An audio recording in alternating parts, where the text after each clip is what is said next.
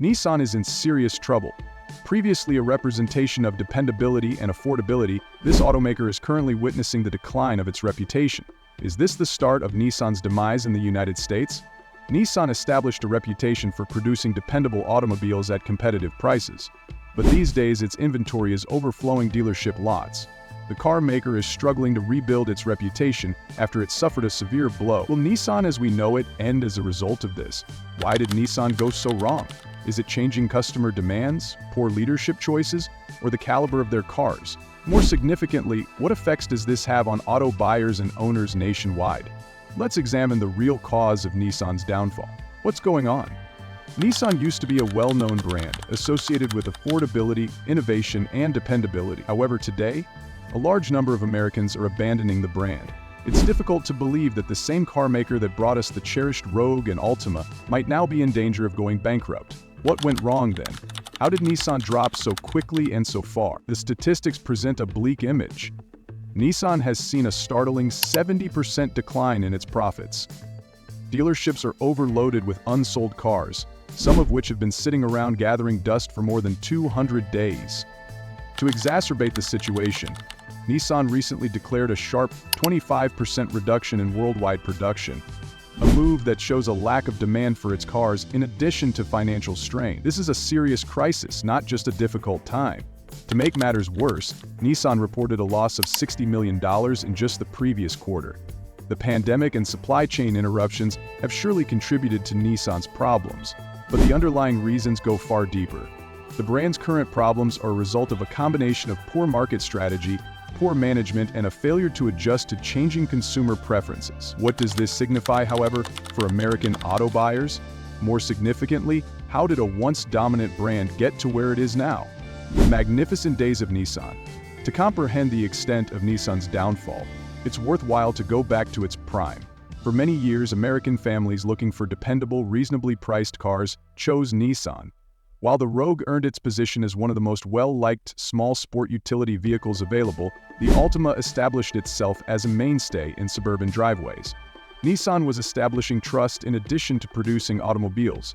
The brand's popularity extended beyond sport utility vehicles and sedans. However, it was committed to driving refinement in excellence, and while the tough Frontier pickup truck appealed to a devoted following of truck enthusiasts, models like the Nissan 350Z added excitement to its lineup. From sensible commuters to thrill-seekers, Nissan had something to offer everyone. The brand's standing as an industry leader was solidified by its adaptability and dependability. However, Nissan started to lose ground as rivals like Toyota and Honda stepped up their efforts to capitalize on their advantages. The very attributes that formerly characterized the brand innovation, dependability, and value began to wane. A once-loved brand in American homes started to feel outdated and found it difficult to adapt to the shifting needs of the market. June 22nd. Greenfield police were hit last week as they heaved the super-safe complex of clothing and gear into the back of an ambulance. Although Nissan's problems have been accumulating for years, it is now impossible to ignore the warning signs. The amount of unsold inventory accumulating at dealerships nationwide is arguably the most noticeable indicator. Numerous brand-new cars sit in rows, some of them for more than 200 days. For dealerships, this is not only a financial burden, but also a logistics cycle that ranges many weeks, leading to $3 million in deficits and sometimes in danger. From maintenance to interest on loans taken to maintain inventory on the lot, each unsold car represents a cost. Dealerships are now cutting prices and providing steep discounts in an attempt to move cars. Customers can occasionally find discounts of up to $8,000 off the suggested retail price from the manufacturer. However, clearing the lots requires more than just these incentives. In the meantime, the industry has been rocked by Nissan's production cuts. A 25% decrease in output indicates that a brand is having trouble establishing itself in a cutthroat market, not just that demand is low. This is a devastating blow to a company that used to take pride in being a pillar of the American auto industry. What does it signify to you then? Nissan's problems are more than just news stories if you're a car buyer, owner, or even just an observer of the automotive sector. They're an indication of larger changes that may have an immediate effect on you. For starters, the resale value of Nissan automobiles has significantly decreased due to a decline in demand. If you intend to trade in your Nissan, you might be faced with negative equity, which occurs when your car loan balance is greater than the vehicle's current value. Upgrading to a new car can be costly and frustrating due to this financial disparity. A growing number of Nissan owners are experiencing repossession as a result of their inability to make their payments. Repossessions have actually increased by 23% from the previous year, which is especially concerning for middle-class families who are already struggling due to growing living expenses. Many people view owning a car as a necessity rather than merely a convenience. Some Nissan owners are being forced into an unbreakable debt cycle by the financial strain brought on by the car's declining value. Then there's the repercussions for the entire automotive sector. Nissan's problems are not unique to the company. The brand is lowering the resale value of all cars, not just its own, by cutting prices to clear unsold inventory. This makes the market uncertain and presents a difficult environment for both buyers and sellers. Additionally, Nissan's demise creates a gap that rivals are keen to fill for consumers who depend on the brand for reasonably priced transportation. Not adjusting to changes in the market, Nissan's present problems can be linked to a number of poor decisions made when interpreting the auto industry. Nissan tried to overstretch itself by attempting to serve a broad spectrum of customers without a clear strategy. While its rivals like Toyota and Honda capitalized on their established strengths, customers were left uncertain of what Nissan actually stood for as a result of this lack of focus, which produced a confused brand identity. Nissan's excessive focus on big cars was one of its most obvious errors, like the Titan pickup truck and Armada sport utility vehicle. Nissan doubled down on gas guzzlers in a market that is becoming more and more dominated by hybrids and fuel-efficient vehicles.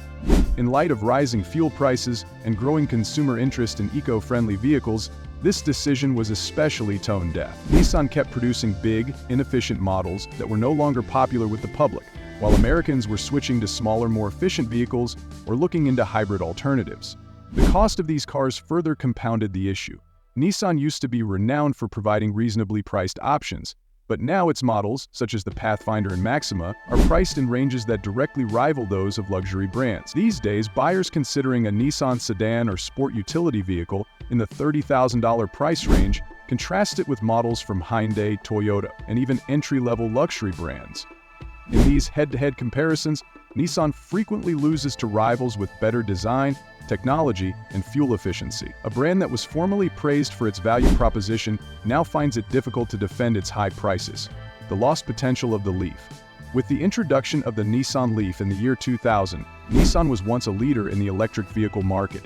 The Leaf was a groundbreaking product at the time, providing early adopters of electric vehicle technology with a cost-effective and environmentally responsible substitute. It represented Nissan's dedication to creativity and its readiness to push the envelope. But what started out as a daring step into the transportation of the future swiftly became a lost chance. There was no denying the Leaf's early success. Being among the first market electric cars, it attracted drivers who cared about the environment and received a lot of media attention. But Nissan let the Leaf stagnate rather than gaining more traction. As time went on, rivals like Tesla, Hyundai, and Ford introduced more inventive, cutting-edge models into the electric vehicle market. In contrast, Nissan only made minor changes to the Leaf, neglecting to address important customer issues like charging infrastructure and driving range. The Nissan Leaf is a shadow of what it used to be. In a market where electric vehicles typically offer 300 miles or more, its short range, just 200 miles per charge, feels antiquated. This flaw, along with a dearth of innovative features, has driven prospective customers to more alluring options. For instance, the Tesla Model 3 has a sleek, contemporary design, a number of cutting-edge driver assistance features, and an exceptional range that the Leaf just cannot match. The demise of the Leaf reveals a larger problem at Nissan, a hesitancy to invest in audacious ideas and take chances.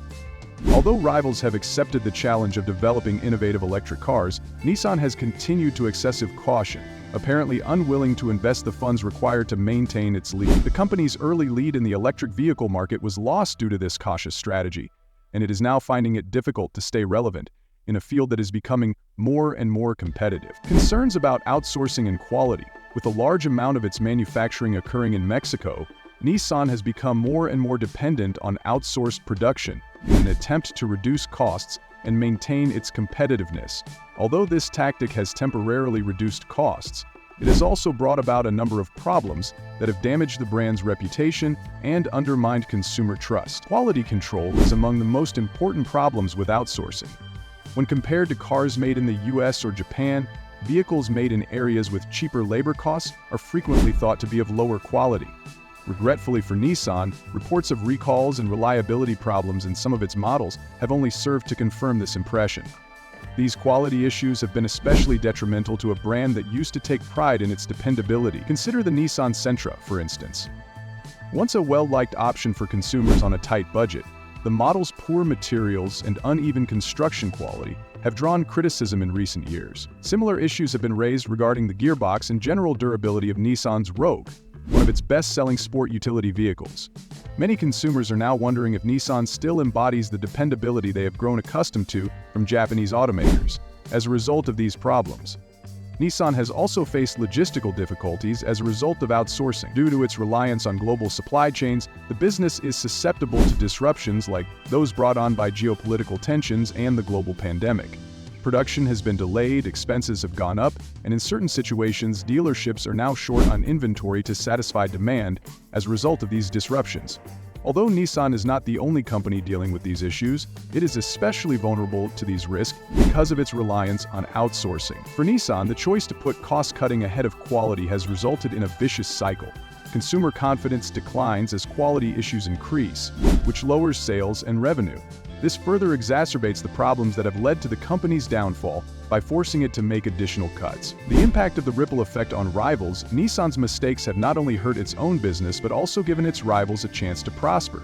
Nissan's problems have been exploited by companies like Toyota, Honda, Hyundai, and Tesla, who have positioned themselves as more dependable, creative, and customer-focused substitutes. For example, Toyota has strengthened its reputation for dependability in fuel economy by introducing a variety of hybrid models that appeal to consumers who care about the environment.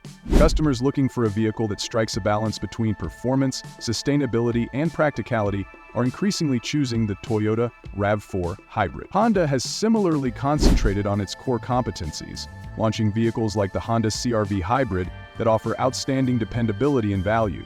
Hyundai and Kia have also become strong rivals, drawing in budget-conscious customers with their feature-rich cars and reasonable prices. With their cutting-edge designs and competitive driving ranges, Hyundai's Kona Electric and Kia's Niro Electric have become more popular in the electric vehicle market than Nissan's aging Leaf. These companies have successfully covered Nissan's gap, attracting customers who previously thought of Nissan as their preferred option. In the meantime, Tesla is still the market leader for electric vehicles and sets the bar high for performance and innovation. Customers' expectations for electric vehicles have been completely reshaped by the Tesla Model 3 and Model Y, which offer cutting-edge technology, long-range batteries, and an ambitious brand image. Nissan's decline has been further cemented by its inability to compete with Tesla in this market. The effect on auto dealerships has greatly impaired dealerships, and once more many companies are making it easier for dealers to find employees who can work. I saw major portions for safety and service towers break down over the last year or so. When inventory increases and customer demand declines, these dealerships are frequently the first to experience financial hardship. The situation has gotten out of hand for a lot of Nissan dealers. Unsold cars, some of which have been sitting unused for months, fill dealership lots to overflowing. Since dealers are required to pay flooring fees, which are essentially loan interest on their inventory, each unsold car represents an increasing expense for the dealership. These costs are becoming unaffordable for a company like Nissan, whose sales have stagnated. Popular models like the Nissan Rogue and Altima are among the rows of cars that remain unattended, collecting dust and depleting dealership profits. Nissan dealers are cutting prices and providing aggressive discounts in an effort to move inventory. Customers can occasionally find new car markdowns of up to $8,000 in some situations. Although some of the backlog may be cleared by these price reductions, they also present long-term difficulties. Dealerships further damage Nissan's already precarious reputation by setting a precedent that devalues all Nissan vehicles by sharply cutting prices. Beyond just their sales departments, dealerships are also struggling financially. Service and maintenance facilities, which are frequently a dependable source of revenue for dealers, are also suffering. The pool of potential service clients decreases as fewer new Nissans are offered for sale. A vicious cycle that is difficult to break is created when dealerships' financial problems are exacerbated by this drop in service traffic. The crisis in Nissan's reputation in the automotive sector. Reputation is crucial, and Nissan's reputation is currently being attacked. Once associated with reliability and value, the brand is now a warning about poor management and lost opportunities. The Nissan emblem no longer evokes the same sense of assurance in customers. Nissan's perceived lack of quality is a major factor in its current reputation crisis. The brand's reputation has been damaged by reports of recalls, poor materials, and reliability problems. Former mainstays of Nissan's lineup, such as the Sentra and Rogue, have come under fire for issues ranging from internal durability to gearbox issues. These problems are not isolated occurrences, rather they are part of a larger pattern that has eroded consumer confidence. The issue is made worse by Nissan's lack of innovation. Nissan has fallen behind in a field where innovative designs and state-of-the-art technology are essential for success.